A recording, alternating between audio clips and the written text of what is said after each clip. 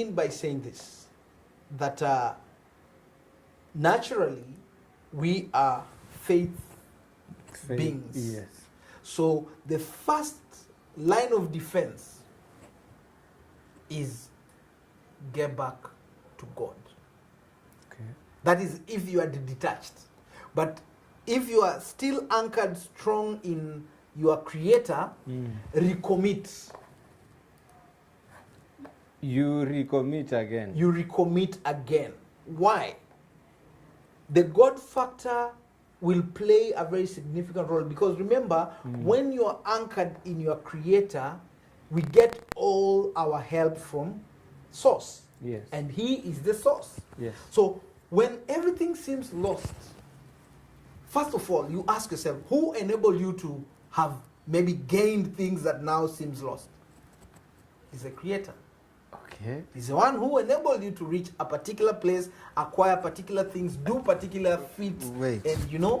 And the things you'll be talking of losing, or the darkness. Yani, hizi vitu ambazo unasema zimepotea. Ulitoa wapi? Ulitoa wapi? Si kuna mtu alikuwezesha uzipate? Rudi kwake. Rudi kwake. I will make you like the trees planted by the riverside. Rudi kwake. Rudi huko ndio upate maji, upate nutrition, kisha uanze kuwa na nguvu. So the first refuge ya kukimbia, God factor. You can preach. Fungua church. Mimi nitakuwa deacon. I'm a trainer, I'm not a preacher. Ukiwa deacon tutafungua. Tutafungua. All right. So ideally, the God factor really comes in top, because you will get encouraged. And David of old in the Bible comes to mind. Remember when he was from battle, and the village had been burnt, I think the town, all his soldiers were crying. In fact, they kind of blamed back on him. Exactly. That if you didn't let us go out, we would have defended the city. Now you are coming back, you are used to praises from the women, people dancing, nobody's there. The town is in ruins. But the word tells us, David encouraged himself in the Lord. Everything seemed lost. Your city is as actually to him it didn't seem lost. It was lost. By the way, thank you for that. It was physically lost. Everything you could see, the establishments he had made, all was in ruin. Man, what do you? And you're a king. You are the commander in chief. I'm telling you. And in fact, you're carrying all the blames now. Everybody is downtrodden. Everybody is crying. And even your counselors, your support base, they are thwarted. Every spirit in them is crushed. Masies wanalia, masoja wanalia. Wananchi hao wamekufa tayari. As in awasemeki. The only strength at that point, he couldn't get it from anybody. But from God. So you have to encourage yourself in the Lord. That is number one. Number one. And when that happens, there's a peace that is unexplainable that normally comes. Fine, things are seemingly all in disarray, but He who created you will know how to bring some level of peace amidst the chaos. And that's where your restoration will begin. So the God factor for me is paramount. Without which now everything will disappear, and probably you will not even have the courage and the guts to rise again. Okay. Yes. So if I'm down, yani niko chini. Yes. Si ati nimeangushwa, nimejikuta niko chini. Yes. Ile mtu anakutext anakuambia, maze niko chini. Have you ever taken a minute to think about that text you normally receive? Mtu anakuandikia anakuambia, maze niokolee na sombili niko chini. You've even used the very correct amount. Niseme, can you go behind that screen kwa huyu mtu ana text uone anaandika niko chini? Umfeel yani. What do you see? What can you guess? What can you very perfect example.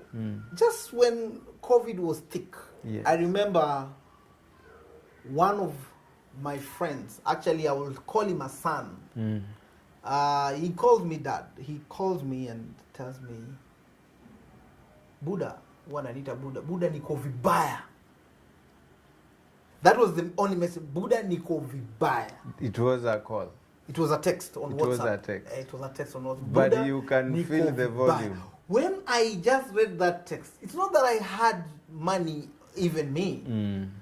But that text alone told me this is a situation where this person really needs support. And then the other thing that came to my mind, why did he choose me? Probably he feels VTT can help. Remember, I was also bleeding my own challenges. But when I read that text, kusanya, nikatuma kakitu. Of course, immediately it popped on his end, called me. Tell me, Buddha, you've just saved me. I later on called him, then we talked. Of course, I encouraged him and all that. The guy is a young man, he's a young adult in his early 20s. He told me he was seeing darkness. Okay. Now, of course, I had now to uplift his spirit and make him see things are never lost. They seem lost. It seemed Yeah, lost. it seemed lost. But I told him, you did the right thing to reach out. And that takes us to the second point of what to do when all seems lost. The God factor is there. But the second bit is reach out. And specifically, I want to talk to the men who are listening to us. You know, most of us men, we sometimes, or we many times, you know, we die like the maimed lion. You know, you are maimed, you are still clutching on the ground. You know, you're like fighting, still fighting, and you're dying. Fighting and you're dying. You don't want to say. I want to challenge all the male. Tuzungumze bana. Piga kelele. Piga kelele. Mazee. Piga kelele, zungumza. Because your help could be a phone call away. I know you will say sometimes, you take your phone contact, you have 300 people, and you go through all of them and you're like, none of the 300 could help me. Wengi wale uko nao, ni wale huwa unapigia ukiwa na kakitu. Sijui kama... Ideally, you see, when things are okay, and this, You just dial your this phone. is so real, when things are okay, somehow even people call you. Kweli. VTT tukutane mahali, ukishafika. Nini, Fred, vipi, uko wapi? Si tufanye ile trip, mambo yanaenda. Somehow when things are down, I don't know how people know, they stop calling you. But that's the reality of life. And now that we know that's the reality of life, the truth is this. There are people who are on your corner. They could be few, they could be less than 3, but reach out. Speak. Ongea. You can talk to your family. Uongee kiume ama bora umeongea tu? Bora umeongea. And examples ziko nyingi na hai.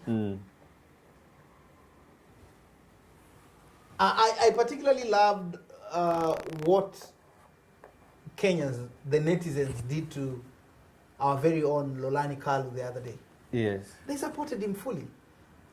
When it was clear that our veteran journalist was on the doldrums. Nimesikiza hadithi yake kidogo. Yeah. Kumbe ile situation aliyokuwa ndani, mtu yeyote anaweza kuwa ndani. Nobody is fortified against such thing. Because tulivyomsikiza, magonjwa yalitokea, kweli alikuwa na hela. Because what came to minds of people walipomuona Lolani kwa ile picha na ule OCS. Yes. What came to many minds was, huyo Buddha kanywa pesa zake za retire. Amezipiga raha. But jamaa nasema heri basi angezipiga raha. Waswahili wasema, usilolijua usikuagiza. Umeenda. So umenifunza. Wewe unanipa changamoto siku hizi mpaka nijifunze. So people, and we can't blame anybody, on this social media space, people will think what they think. But we also have good people, and they came out in numbers and supported Lolani. So whoever will trash you, say whatever they want to say, let them say. You cannot stop people from making comments. Before Lolani afike hapo, wamefika watu wakamchangia. Yes. Aliingia kwa shida. Alikuwa kwa shida. Alikuwa amepelekwa polisi. Kulingana na alikuwa amepeana sijui watu wamlimie, akakuwa walipe shilingi 3,000-4,000, akawa ameshindwa, wakampeleka kwa kituo. So to him he was in trouble. But yes, thank God. The trouble was a blessing in disguise. Yes. Because walipokuja kumshtaki ndio sasa si wewe ndio watu wanakuzungumzia mtandaoni, na sasa hiyo Buda akona kabambe, hayuko mtandaoni, haoni watu wanamtafuta. Ndio ile picha ikapigwa, na kweli dunia ikajua Lolani yupo na yuko vibaya, anahitaji msaada. So according to me, yes, in every happening there is that will of God. It's called a silver lining in every cloud. A silver lining? In every cloud. Hiyo ni science. Let me stick to what I know. Yes. Ambayo ni ya Bible. In every happening, there is that will of God. It is. So ukiona umeamka na all seems lost, there is a will of God inside. Absolutely, because I want to agree with you 101%, because nothing catches God by surprise. And he tells us everything works for the good for all those who... Kuna kale kamaza kaliamka asubuhi kakakuta vitu yake yote yake imeenda na maji. Yes. Saidia. Si alipewa advert na Safaricom. There was a will of God kwa hiyo calamity. Sasa tatizo ni hili na limetukumba hata mimi. Naam. Unapokuwa katika hiyo hali, when you are in that situation where everything seems lost, that's the hardest part. Because what we are saying is through evaluated experience that we've also had and people have had. Sure. But we don't want to be on this live stream and say it is an easy thing. When these things are happening, when floods are taking away your property, when you've lost your job, when your business enterprise has failed, when you have broken up with your loved one, when you've lost things you've worked for many years, when that disease comes and makes you bedridden, it is painful. That's the truth. But the other motivating bit, this other side of the coin, is that this has not gotten God by surprise. He knows. He knew that some of these things will happen. So the key thing is, have that faith and the God factor in your situation, then speak out. You've used a perfect example of Serikali Saidia. All year, in, out. We used to see the lady on TV, Serikali Saidia.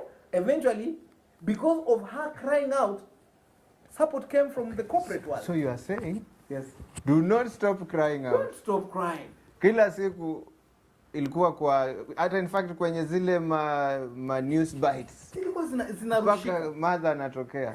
Na si alionekana. Sijui nianzie wapi. Sijui nifanye nini. So walimsaidia kulia. Hata mitoto yangu imechukuliwa. So hiyo kilio ililipa. Ilisikika. Kwa hivyo kikubwa, na you see, for the ladies it's easy for them to speak out. That's why I'm men.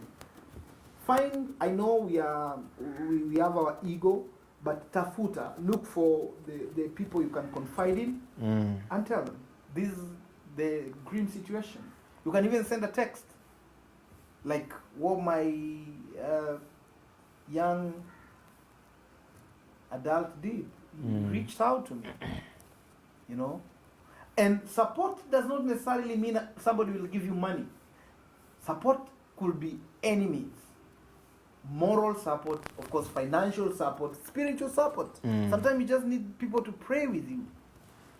I'll take you back to Genesis. Yes. When, actually, this is the origin of the Muslim world.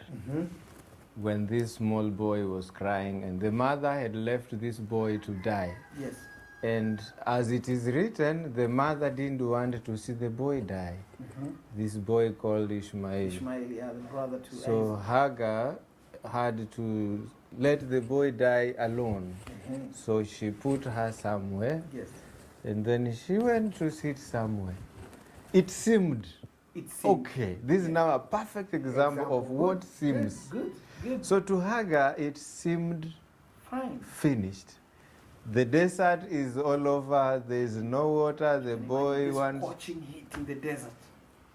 And for a mother to reach a level where Hagar reached, to let the boy die, she was finished. It was finished. But I know a bat is coming. In every happening, yes, there is that. You said a silver lining. Appears in the cloud. Yes. So in every happening, there is that will of God. True. And a voice came. What did the voice say? I've heard the cry of the boy. Yeah. So that's the voice of God now. Yes. On this point of crying out, reaching out. So the boy cried.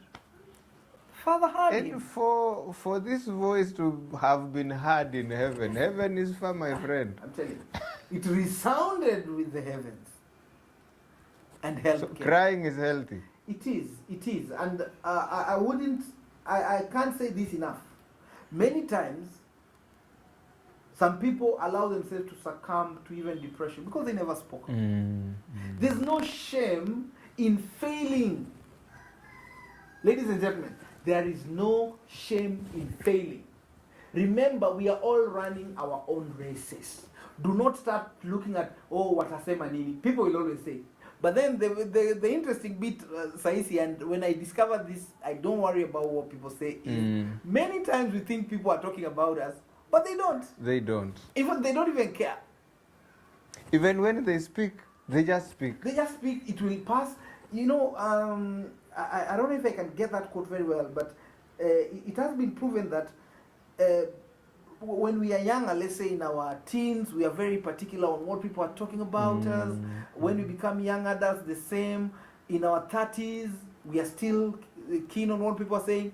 By the time you are in your 40s, you stop caring because you come to realize that, in fact, people have their own things happening, their own challenges. They have their own problems, yes. You don't even care. By the time you are 60, you discover people never even cared about you. True. So what's the point? The analogy here is don't allow yourself to be in a situation where you indeed need support and you're mute. Speak out. Because then a voice of encouragement can come, a voice of support can come, a hand can be stretched to you, because there is no shame in failure. There is shame in not trying. The fact that you failed means you did something. I don't know. The only people who don't get themselves in this situation where everything seems lost are the people who do nothing. That's the truth. People who do nothing. Yeah. Those are the only ashamed. You have nothing to lose when you're doing nothing. So, does it mean failing is part of life? Absolutely. For you to ever do anything significantly, you've got to fail. We failed in school many times. In CAT, in continuous tests, in month-end tests, even sometimes in the national examination. Did it stop us? Went to the next level and went to the next level. Leave exams aside. The journey of life. Na kuna wale hawakufanya hata hiyo mitihani. The University of Hard Knocks, exactly. Yes. And many of them today, in fact, we teach this when we are training on emotional intelligence. Yes. Some of the most well-capacitated people are people who never even went through the formal school system. Kuna kajama, the father was a spy. Yes. And the mother was a drug dealer. Hiyo ni life gani? Father ni spy, mama drug dealer. Baba karao. Yes. mama anauza miadarati. So karau anatafuta huyu mama. Hiyo ndio life. So kajama kako hapo katikati. Mtoto. Kataenda shule wapi? Mama akiona mzee anakimbia. Soja ameingia. Naja kushikwa. So hiyo nyumba inakalika vipi? Haikaliki, sio? So karau naye njaa itamuumiza. Anataka kitu kidogo. Mama hawezi kuja kumpikia, atashikwa. And that was life. So this young boy struggled. Shule ikakuwa tatizo. Yes. Kali end up kutoka nyumbani because there's nothing. It was not a habitable place. That boy kanaitwa Jackie Chan, unamjua? Najua Jackie Chan, mwigizaji mahiri sana. I didn't know that is his life story. Tafuta. He became a Hollywood star. Kuna jamaa mwingine Hollywood star. Shule ilimlemea. Akaenda akabambanya vibarua ya mjengo ikamshinda. Akaenda akafanya kazi ya mkono ikamshinda. Yes. Akaenda kutafuta kazi ya kuigiza akakataliwa. Sura yake na shape haingiani. Haikuendana. Haina character anaweza chukua. Yes. Lakini hakufa moyo. Huyo jamaa anaitwa Arnold Schwarzenegger. Wow. Austrian born Arnold Schwarzenegger. I love the way he talks, with that Austrian accent. Imagine. So, actually to me, when all seems lost, there is something that is now new that is coming. You can say that again. When all seems lost, there is something new that is coming. I've been to the bushes, easy parks. Yes.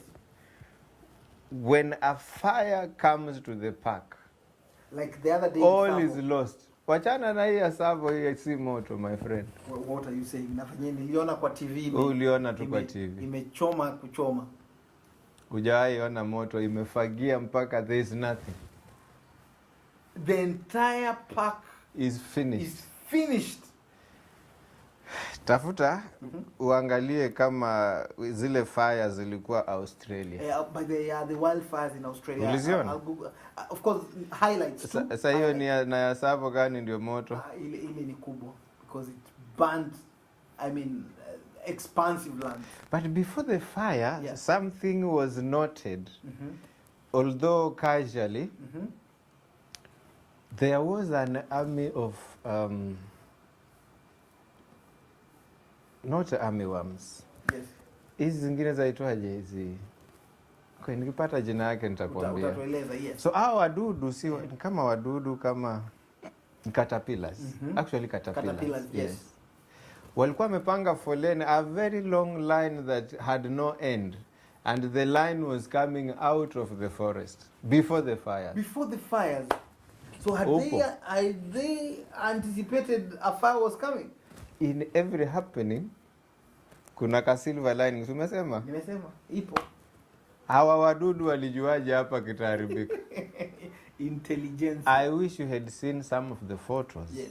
Ambazo zilipigwa kwa after the fire. After the fire. It was bad. I want to imagine. Like a kangaroo burning with a baby na zimeenda, Oh God.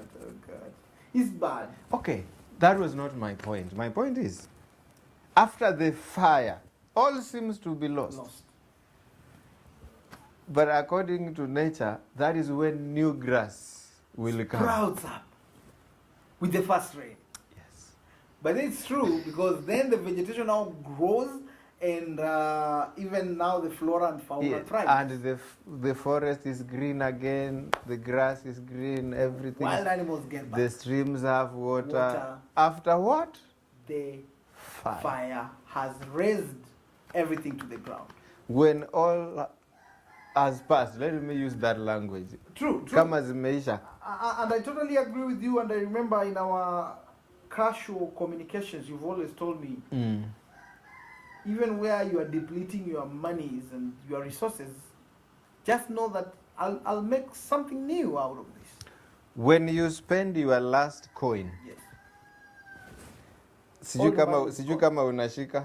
Nashika. Uko na pesa za last month. Yes, umezitumia sasa. Zikitumika ziishe. Actually, that is now when the first money you get, literally utakuta ni noti mpya.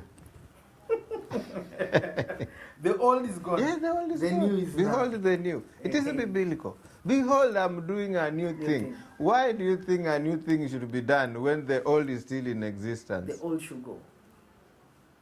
The old. Can I ask you a small question? Go ahead, please. If you are thatched house, but if you had one, Yes. na ichomeke kwa hii wakati wa kwa hii age, Yes. kwa hii digital age, Yes. hiyo nyumba ya nyasi ikichomeka, will you still go and find grass? Not Na utatoa nyasi wapi? In fact, hata umetumia example nzuri. I remember when we had those grass thatched house when we had just been initiated the rite of passage. Of course, the next bit when we started working was, now I need to build myself a better house. You wouldn't want to go back to the old, the grass thatched house. You want a better facility. Hence, the encouragement here is, even when you are in that low moment and you are feeling all is lost, know that grass will grow again. It will. You will get money, fresh new money. You will get new links to do a new business or do the other business you're doing even better. There are opportunities for you to get a better paying job. There are new opportunities that will await, because the only way from down is up. Period. So that should be our motivating fact. Kwamba, I am down, now it gives me a perfect opportunity to go up. Anchor yourself in God and seek out, speak, communicate. And that takes us to the third point. Correct. During moments where all seems lost, that is the period for you to do three things. You need to relearn, learn, or unlearn. Unlearn. Yes. Hiyo ni kama ku unfollow. Yani, as in, tuanze na ku unlearn ndio ku unfollow. Kudelete. Kudelete. Kueject. Like kuna left kwa group. You see, yes. Okay. You're unlearning. Yes. When you are having, or seemingly things seems off. Yes. You need to look and ask yourself, what brought me here? You get me, brother? Correct. What got me here? So, asking yourself those hard questions will enable you to unlearn some things that you did wrong, some things that brought you to the pit. Yes. So that, having that conscious ability to look at what didn't work, what brought you to that particular level, will enable you to unlearn things that you do not need. Yes. And once you unlearn those things, you will be able to learn new things that will be practical and helpful for you in that state, point, and time that you are in. All right. Then, once now you've learned, and this learning is deliberate, you will also relearn on how to enhance yourself. Yes. And how to get yourself out of that particular pit that you found yourself in. Okay. So, what am I saying? In moments where everything seems lost, that is the period of unlearning. That's the period of learning. That is the period of relearning what is needed. Let's use the pandemic period. Wait, we need to check on your sound. There seems to be something. Okay, let's check. Just give me that back. The pink one. Yeah, something went amiss on you. The pink one. We should be right back. We should be okay. Just in a second. Yeah, something went like. You need to put new batteries? Kind of.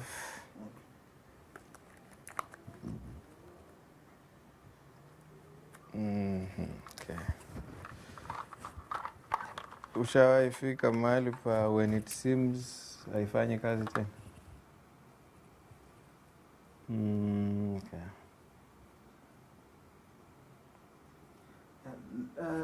in our situation here, nothing is lost. We're just enhancing. We haven't lost anything. We're just enhancing the audio.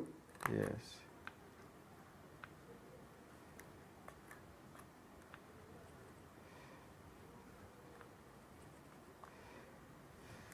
Okay. Yes. We seem to. Oh no, let me check out if it works for us.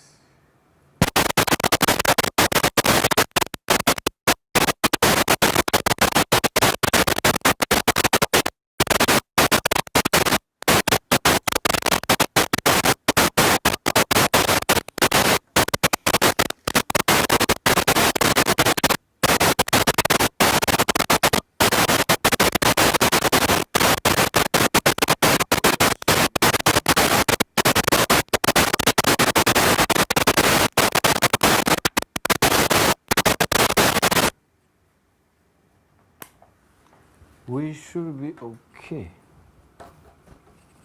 I think so. Good. We are back on. We should be, yes. Awesome. When all seems lost. Maybe it is subject to sabotage. No, with the live stream, sometimes the mics, the entire system might need some support. So some support. Yes, which we've just done. Should we? We continue.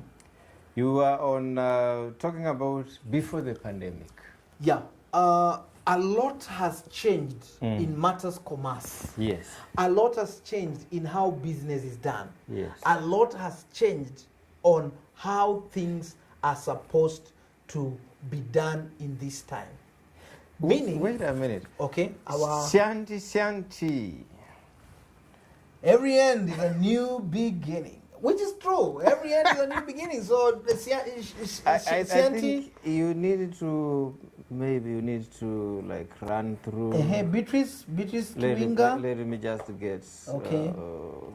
Gilbert. Ni nyingi. Tuanze na nani? My goodness. Nilikuwa nimeona Beatrice mahali tuned in. Thank you, Beatrice. Maybe you can tell us, Beatrice, where you're tuned in from. Gilbert behind the screen from DC. Wow. Thank you, Gilbert, all the way from Washington, DC in the US of A. Sianti, every end is a new beginning. I totally agree. That's true. Gilbert is telling us, could you guys please the show and bring in different audience and interviews from religion to politicians, and that is, we hear their stories. Awesome. You want diversity, Gilbert? We'll start bringing in different speakers. Bwana Fred, the Word Cafe. That is on you. Yes. Actually, there were so many comments. I don't know how to retrieve them. Itabidi nimechangamka hapa. Itabidi uchangamke vizuri. Itabidi mwanangu kwa sababu yes. Naona kama kuna nyingine zimejibana mahali. Tutazipata tu. Tutaziputilia. Yes. Nazo sio? Kabisa. Mungu ni mwema. Kila wakati. Kindly go back to where you were on the pandemic. We were talking of the whole point here is on the element of unlearning, learning and relearning. Yes. At every stage in our lives, we have to apply this. Yes. Because you cannot want to continue using skills that you had in 2010 in 2020. Yes. What are we saying? Today, things are changing very fast. So once you get yourself in a point where you feel all seems lost, you need to evaluate and ask yourself, what has caused me to be in this situation? Evaluate that. By evaluating that, that will enable you to see, what am I supposed to start doing now? Yes. To move the wheel. What should I stop doing? And most importantly, what can I continue enhancing so that I get better and bounce back. Even more strongly with good rejuvenation. Yes. And that takes these three elements that I've shared on unlearning, learning, and relearning. These are the comments that you didn't get. Silas Vijedi tuned in. Silas, big up. You can tell us where you tuned in from. Doreen watching from Mombasa, feeling inspired. Thank you, Doreen. That's why we are doing what we are doing. Beatrice, tuned in. Tell us from where. Again, I think we had read Gilbert's comment. All the way from the land of Washington, D.C. The land of? Kuna kalugha huwa kanatumika. Kalugha tofauti? Huwa kuna kalugha wanatumia wenyewe. All the way from the USA. The land of possibilities. Yes, the American dream. Yes. Anyway, yes. I want us to move to the next bit that we ought to do when all seems lost. That is number 4. Number four. And this is one of the key things that we have to focus on very well. Mindset shift. Mindset shift. Kutoka mahali uliko by force, by fire. By fire. We say very well, and the mindset that got you into that ground zero, yes, is not the same mindset that will take you up. Sijapata hiyo. Nasema hivi, the mindset that brought you to ground zero has to change so that you can move up. Because if you will use the same mindset that brought you down, you will remain grounded. So your mind may contribute to your coming down. Not may, it does contribute. What if it's an act of nature? Listen, they say, listen, this is debatable though, but we are told we attract everything that happens to us. I want to imagine you read The Secret, maybe watched the movie The Secret. Did you watch The Secret? I didn't. Nitakupa mfano moja, kuna church moja najua. Yes. Pale Nairobi, iko ngambo hii ya barabara. Then there was this, the will of God that I'm telling you. Ilikuwa kanisa kubwa ya mabati na ni kanisa mzee. Upepo ukaja ukavuma. Ikang'oa nyumba nzima. You know, there is a way a roof is taken off. Peke yake. But this time around, it was not only a roof, but ilibaki floor. The entire church was metallic. Ukisema metallic, itaonekana afadhali, ilikuwa ya mabati. So, zote za chini, pembeni, zote. As it was. It went. Iling'oka, ikavuka highway. Not barabara tu. Highway. Ikavuka highway hii ya kwenda town. Ikavuka ile highway ya kurudi kutoka town. Ikatupwa pande ile. Thank God, today they have a house that upepo haiwezi ng'oa. A solid structure. So, hapo mind zilichangia vipi? Okay. Kuridhika na hiyo mabati? Kama? Inaweza kuwa, kwa sababu gani? Sikuamini. No, I think this is debatable. Okay. It's debatable. So it's not like... So I underline? Debatable. Okay. It's not like an absolute principle. No. Science shows that we attract the things that happens to us. All right. Of course, the reason why it's debatable, it's an example like that one. You know, where honestly we are trying... Kuna lugha wanatumia kwa hizi acts of nature. Usijua inaitwa nini? For my sure, usijua something. It's normally a clause on when in a contract. Ile najua tu ni majority hapa mwisho. Majority. Sijui kwa nini wanatumia majority. Majority. I think it's French in the way it's pronounced. Let's not go there. We are not our learned friends. Sijui false majority or something. Yes, it's there by the it's in clauses in various contracts. So I was bringing the element of your mindset now that is supposed to catapult you from ground zero. It's supposed to be different because if you still operate with the same mindset that made you calm down and you start feeling everything is lost, friend, you will still be stuck. So you have to change because only a mad person does the same things and expect different results. You have to do things differently. Hence, at that particular point, you really need now to shift your mindset to the fact that I'm in a season where I have to see growth.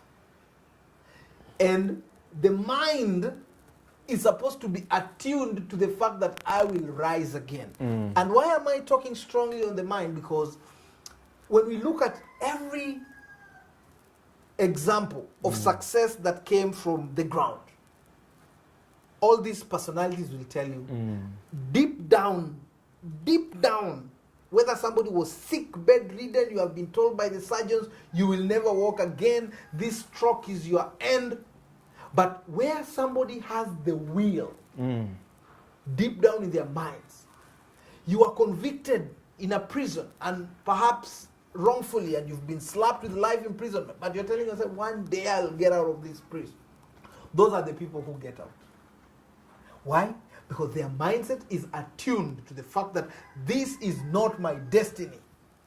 So in other words, we may allow our bodies to die, but We don't do- allow the mind. You see, once your mind doesn't die, even the body doesn't. Okay. You will start rotting if you agree that my toe is rotting. Maybe let me shift this a bit. You know, when we look at the good book, and the story of David again will suffice. When he was thrown, no, not David, sorry, Joseph. When he was in the pit, he knew he's not meant for the pit. So it was, everything seemed lost. He knew he will die in that pit. Did he? He didn't die. He didn't die because his mind was so strong. Fine, he was crying. He was reaching out. Brothers, lift me out. And the brothers were oblivious of that. But that crying is what made one of them, I think Reuben, if I'm not wrong, constantly is reaching out and let's sell this guy. Let's just sell him. What benefit will we get? And fortunately, the Ishmaelites passed and he was sold. If he wasn't crying, the pity will not be as much. Fine, they have thrown him, but they were still feeling pity for him. But even for him to consistently reach out was because he knew this pit is not the palace I saw in my dreams. The pit was not the palace this guy saw. In his mind, he saw the palace. So today you are down and you are feeling like things are tough. But what images are you seeing in your mind? And this is where, of course, sometimes we even do the training on vision boarding. By the way, how many of you have a vision board? You can comment here. Do you have a vision board? And do you believe in vision boards, first of all? We'll have that discussion. Doreen says, Yes. for you to see growth, it has to begin from your mindset. Doreen, you my girl. Very well. Doreen, I totally agree with you. Death starts from the mind. Absolutely. That's what I'm Na saying. hii ya kuangushwa na bodaboda njiani mazee. Unajua, tuseme unapanda bodaboda na kila siku wewe ukipanda ile bodaboda bro, huwa una hofu kwamba utaangushwa ama utagongwa. Trust me, it's just a matter of time. Utagongwa, utaangushwa kwa sababu your mind has been attracting the accident. That is why tunaambiwa na hii mimi iliwahi nitokea in our own family. My brothers and sisters can attest to this. There was a time my parents were traveling to Shags with a train. And I think as children we didn't want them to leave. We were feeling wametuacha Nairobi peke yetu nini. So one of my brothers akasema jokingly, hata afadhali hii safari yenu iharibike. Kimchezo tu. Kiukweli, our mom and dad left. But somehow the train they were to, ile train ya zamani ilikuwa inaenda paka Butere hivyo. Ilitokana miguu. Haitaki kukuja stage, iliharibikia huko Kenya Railways. Okay. So wakaingoja saa 9, ilikuwa inawachukua saa 9. Wapi? Tulikuwa tunasimama kwa stage fulani from, I think, what was the name of that stage? Kikuyu or something. Ndio itoke kule town irudi Kikuyu hivi wakienda nalo. So kwa hii substation where my parents were waiting for, muda wake ukapita, wakangojea almost 2 hours. Kimende. Sio Kimende. Kimende ni mbele, ni huku nyuma. I think ni Kikuyu if I'm not wrong. Kikuyu was, I don't know, hizo side za ndio fike Nairobi, but sio Nairobi, sio hizo side za Kimende, Kikuyu. Bas. Kijabe. Basi Kijabe. Tuachie hapo. Kinairobi. I don't want to forget this. So muda ukapita. Si kwa kawaida ilikuwa wanapanda saa 9, kwa hivyo walitoka nyumbani mida ya kama saa 7. Kitu saa ngapi? Kitu saa 1 usiku. Tuasikia mlango. Lo and behold, mom and dad back with their bags. Nini? Train iliharibika, safari tumeivunja. Okay. Of course we were all surprised, happy, internally, but on our faces, oh, poleni. But then looking at it today, one of us or most of us didn't want them to go. So we were kids and it was just a joke. So your minds blocked the whole thing. It blocked it. So I totally agree with Doreen.